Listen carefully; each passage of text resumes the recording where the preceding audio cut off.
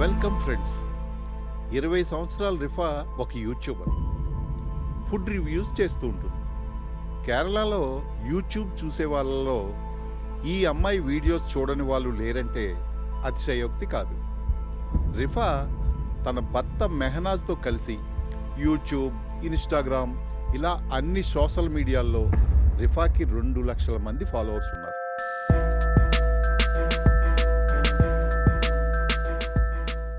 రిఫాకి ఒక బాబు కూడా ఉన్నాడు. బాబుని కేరళలోని తల్లిదండ్రుల దగ్గరే ఉంచి తన భర్తతో కలిసి దుబాయ్లో ఉంటుంది. ఇలా ఉండగా ఫిబ్రవరి 28, 2022 రాత్రి 9 గంటలకి రిఫా దుబాయ్ నుండి కేరళలో ఉన్న తల్లిదండ్రులకు వీడియో కాల్ చేసింది. తల్లిదండ్రులతో పాటు బాబుతో కూడా మాట్లాడింది. ఇక్కడ నాకు మంచి జాబ్ దొరికింది, 2 సంవత్సరాలు వీసా ఎక్స్టెండ్ చేద్దాం అనుకుంటున్నాం. ఇక్కడ డబ్బులు బాగా సంపాదించి మనం అనుకున్నట్లుగానే అక్కడ ఇల్లు కట్టుకుందాం, మీరు కంగారు పడకండి అని చెప్పి తన కొడుకుని మాత్రం సరిగ్గా చూసుకోమని తన తల్లిదండ్రులతో చెప్పి పెట్టేసింది. ఈ వీడియో కాల్ మాట్లాడిన 3 గంటల తర్వాత ఆమె సూసైడ్ చేసుకుని చనిపోయింది. 15 సంవత్సరాలకే ప్రేమలో పడి 18 సంవత్సరాలకే పెళ్లి చేసుకుని 20 సంవత్సరాలకే ఒక బాబుని కని 21 సంవత్సరాలకి ఆత్మహత్య చేసుకుంది. ఆత్మహత్య చేసుకునేంత కారణం ఏమై ఉండొచ్చు? అసలు ఆమె నిజంగా ఆత్మహత్య చేసుకుందా, లేక ఎవరైనా హత్య చేశారా? ఈరోజు ఈ వీడియోలో తెలుసుకుందాం.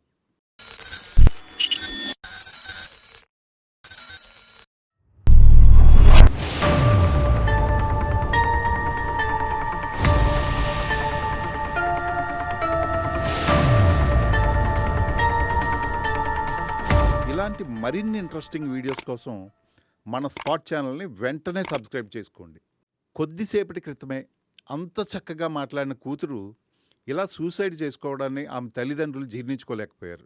దుబాయ్ నుండి ఆమె బాడీని తెప్పించి అంత్యక్రియలు జరిపించి పూడ్చిపెట్టారు. రిఫాది కేరళలోని కొలిక్కోడి దగ్గర ఎంతాడ్ అనే గ్రామం. రిఫా తన యుక్త వయసులో టిక్టాక్ వీడియోస్ చేసి అప్లోడ్ చేయడం స్టార్ట్ చేసింది. రిఫాకి మెల్లగా ఫాలోవర్స్ పెరగడం మొదలుపెట్టారు. అదే టైంలో మెహనాజ్ అనే కుర్రాడు కూడా వీడియోస్ చేసి టిక్టాక్లో అప్లోడ్ చేసేవాడు. అతని వీడియోస్ చూసిన రిఫాకి మెహనాజ్కి మధ్య ఫ్రెండ్షిప్ స్టార్ట్ అయింది. టిక్టాక్లో ఉన్న డ్యూయట్ యాప్ యూజ్ చేసుకుని వీళ్ళిద్దరూ వీడియోస్ చేయడం ప్రారంభించారు. దాంతో మెల్లగా వీళ్ళ స్నేహం కాస్త ప్రేమగా మారింది. ఒకరోజు మెహనాజ్ మనం పెళ్లి చేసుకుందాం అని ప్రపోజ్ చేశాడు. ఈ విషయాన్ని రిఫా తన ఇంట్లో చెబితే 15 సంవత్సరాల వయసులో పెళ్ళి ఏంటని ఆశ్చర్యపోయారు. మేము ఇప్పుడే పెళ్లి చేసుకోవడం లేదు, జస్ట్ మీకు ఇన్ఫామ్ చేస్తున్నాం అని చెప్పింది.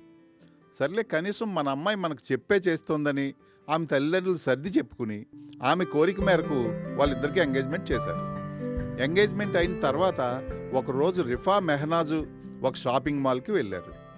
అప్పటికే టిక్టాక్లో ఫేమస్ అయిన రిఫాని అక్కడ కొంతమంది జనం గుర్తుపట్టి ఆమె ఆటోగ్రాఫ్ అడిగి తీసుకున్నారు. అదే మాల్కి వచ్చిన రిఫా ఓల్డ్ ఫ్రెండ్ ఆమెను చూసి గుర్తుపట్టి పలకరించాడు.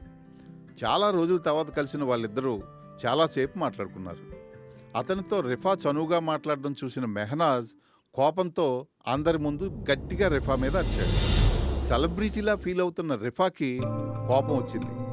తన ఫ్యాన్స్ ముందు తనని అవమానించేసరికి హర్ట్ అయింది. రిఫా ఇంటికి వచ్చి నాకు ఈ పెళ్లి వద్దు, క్యాన్సిల్ చేయండి అని తల్లిదండ్రులకు చెప్పింది. కానీ మెహనాజ్ ఆమెను వదలలేదు. రిఫా ఇంటి దగ్గరలో ఒక రూమ్ తీసుకుని రోజు ఆమె వెంటపడి తిరిగి ఆమెను పెళ్లికి ఒప్పించాడు. దాంతో వీళ్ళిద్దరూ మళ్ళీ ప్రేమించుకోవడం మొదలుపెట్టారు. 2019 ఫిబ్రవరిలో రిఫాకు 18 సంవత్సరాలు నిండిన వెంటనే మెహనాజ్ని పెళ్లి చేసుకుంది.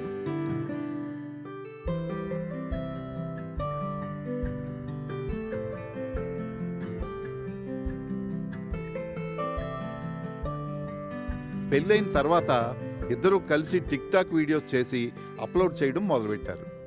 ఇంతలో 2020లో టిక్టాక్ బ్యాన్ అయింది. అందరూ ఇన్స్టాగ్రామ్కి షిఫ్ట్ అయినట్లే వీళ్ళు కూడా అయ్యారు. ఇన్స్టాలో వీడియోలు అప్లోడ్ చేయడం స్టార్ట్ చేశారు. అదే టైంలో వీళ్ళకి ఒక అబ్బాయి కూడా పుట్టాడు. పుట్టిన పిల్లోడికి కూడా ఇన్స్టాలో ఒక పేజ్ ఓపెన్ చేసి వాళ్ళ లైఫ్లో జరుగుతున్న ప్రతి విషయాన్ని అందులో అప్లోడ్ చేసేవారు. మెల్లగా యూట్యూబ్లో అకౌంట్ ఓపెన్ చేసి అక్కడ కూడా వీడియోస్ అప్లోడ్ చేయడం మొదలుపెట్టారు. Album songs, video songs, shorts, reels ఇలా అన్ని రకాల వీడియోలు చేసి అప్లోడ్ చేయడం మొదలుపెట్టారు. ఇవన్నీ చేయడానికి ఒక కెమెరామెన్, ఎడిటర్లని కొంతమందిని వాళ్ళ ఫ్రెండ్స్లోనే పోగు చేసి ఈ వీడియో చేస్తుండగా ఎక్కువ మంది వీళ్ళు ఫ్లాట్కి వస్తూ పోతూ ఉండడంతో వీళ్ళు ఫ్లాట్ ఓనర్ కోప్పడేవాడు. ఈ సమస్య వల్ల తరచుగా ఇల్లు మారాల్సిన పరిస్థితి వచ్చింది. వీళ్ళిద్దరికీ ఏ ఉద్యోగం లేకపోవడం వలన ఆర్థిక ఇబ్బందులు కూడా మొదలయ్యాయి. దాంతో రిఫా ఎలాగైనా సొంత ఇల్లు కట్టుకోవాలని అనుకుంది. తన భర్త, అన్నతో కలిసి డబ్బు సంపాదించడానికి దుబాయ్ వెళ్ళింది. అలా దుబాయ్కి వెళ్ళే వీడియోను కూడా యూట్యూబ్లో అప్లోడ్ చేశారు.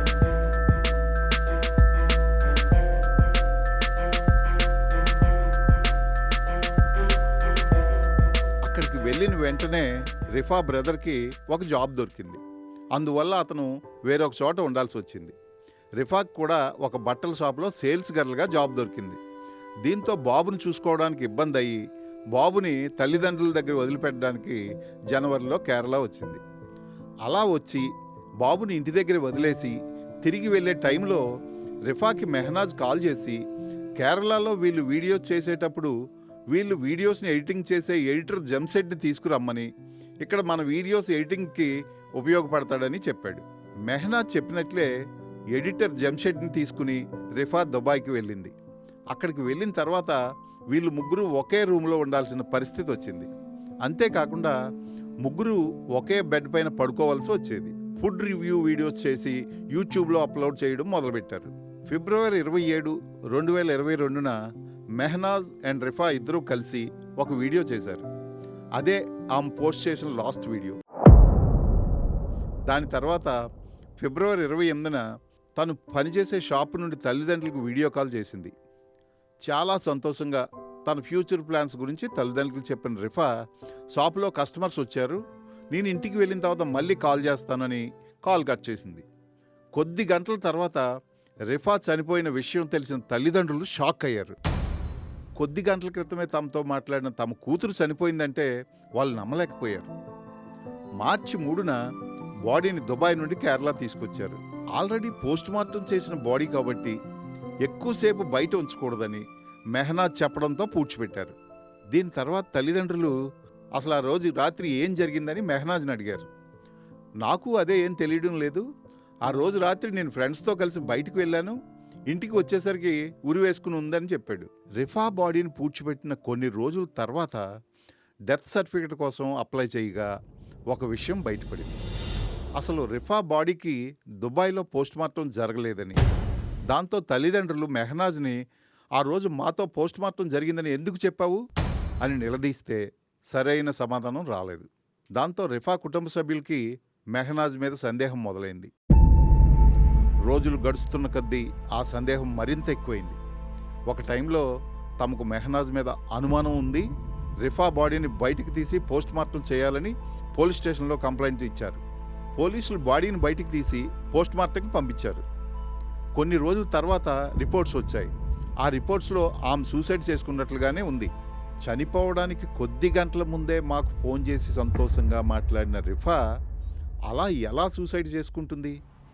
ఆమె సూసైడ్ చేసుకునేలా మెహనాజ్ ఏదైనా అని ఉంటాడని లోకల్ యూట్యూబ్ ఛానల్స్కి ఇచ్చిన ఇంటర్వ్యూలో ఆమె తల్లిదండ్రులు చెప్పారు. పబ్లిక్ కేరళ అనే యూట్యూబ్ ఛానల్కి మెహనాజ్ ఇచ్చిన ఇంటర్వ్యూలో ఏం చెప్పాడంటే, రిఫా పనిచేసే షాపు నుండి 12:30కి బయటకు వచ్చింది, 1:30 వరకు ఇంటికి రాలేదు, ఇంటికి తను పనిచేసే షాప్ చాలా దగ్గరగా ఉంటుంది, అలాంటప్పుడు అంతసేపు తను ఎక్కడికి వెళ్ళింది అని అడిగాడు. అంతేకాకుండా 1:40 నాకు వాట్సాప్లో 2 సార్లు కాల్ చేసింది, నేను లిఫ్ట్ చేయలేదని చెప్పాడు. అరగంట తర్వాత రిఫా తన బ్రదర్కి కాల్ మీ అర్జెంట్ అని మెసేజ్ చేసింది. పబ్లిక్ టీవీకి ఇచ్చిన ఇంటర్వ్యూలో మెహనాజ్ 1 వరకు ఇంటికి రాలేదని చెప్పాడు. కానీ దుబాయ్ పోలీసులతో మాత్రం 12:30కే ఇంటికి వచ్చిందని చెప్పాడు. అంతేకాకుండా రిఫా కొన్ని రోజుల ముందు తన బ్రదర్కి ఒక వాయిస్ మెసేజ్ పంపించింది. ఆ వాయిస్ మెసేజ్లో ఏముందంటే, మెహనాజ్ ఇంట్లో లేనప్పుడు జంషెడ్ తనకి కోపం వచ్చేలా బిహేవ్ చేస్తున్నాడని, తను ఫ్యాన్ వేసుకుంటే జంషెడ్ ఆఫ్ చేస్తున్నాడని, తను ఆఫ్ చేసి ఉన్నప్పుడు ఫ్యాన్ తిరిగి వేస్తున్నాడని ఒక వాయిస్ మెసేజ్ పంపించింది. రిఫా చనిపోయిందని విషయం తెలిసి రిఫా బ్రదర్ అక్కడికి వచ్చే లోపు రిఫా చనిపోయిందని మెహనాజ్ ఏడ్చుకుంటూ దాన్ని వీడియో తీసి సోషల్ మీడియాలో పోస్ట్ చేశాడు. రిఫా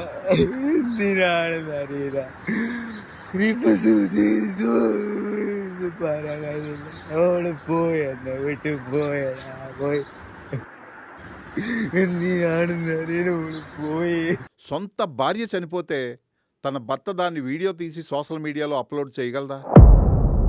ఇంకో దారుణమైన విషయం ఏంటంటే, ఒక యూట్యూబ్ ఛానల్లో ఒక హిప్నటిస్ట్ మెహనాజ్ని మంచం మీద పడుకోబెట్టి హిప్నటైజ్ చేసి నీకు ఇప్పుడు 5 సంవత్సరాలు, నీకు ఎవరంటే ఇష్టం లాంటి ప్రశ్నలు అడుగుతూ రిఫా చనిపోయిన రోజు రాత్రి ఏం జరిగిందని అడిగాడు.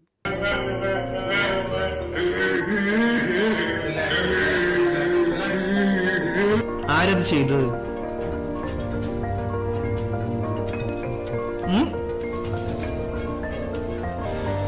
ഏറ്റവും ഇഷ്ടം ആരെയാ?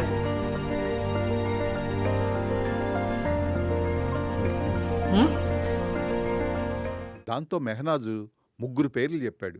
బాషా అనే పేరు బయటకు వచ్చింది. మెహనాజ్, రిఫా, బాషా ఈ 3 ఫ్రెండ్స్తో కలిసి మున్నార్ ట్రిప్కి వెళ్ళినప్పుడు మెహనాజ్ బాషా మొబైల్ని తీసుకుని వాట్సాప్ చాట్ చెక్ చేశాడు.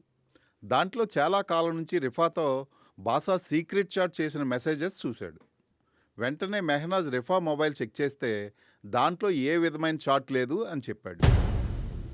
ఇదంతా మెహనాజ్ స్క్రిప్టెడ్ వీడియో అని, ఆమె క్యారెక్టర్ని బ్యాడ్గా చూపించడానికి ట్రై చేశాడని, యూట్యూబర్ తనని ఏ ప్రశ్నలు అడగాలో, దేనికి ఏం సమాధానం చెప్పాలో ఇదంతా ప్లాన్ ప్రకారమే చేసిందని చాలా యూట్యూబ్ ఛానల్స్ ప్రసారం చేశాయి.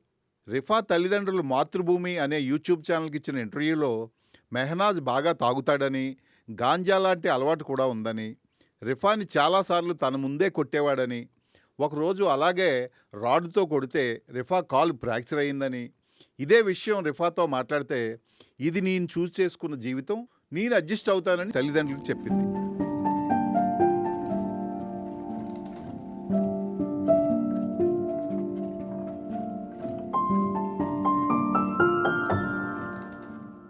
మరొక ఇంట్రెస్టింగ్ స్టోరీతో నెక్స్ట్ ఎపిసోడ్లో కలుసుకుందాం. Until then, by.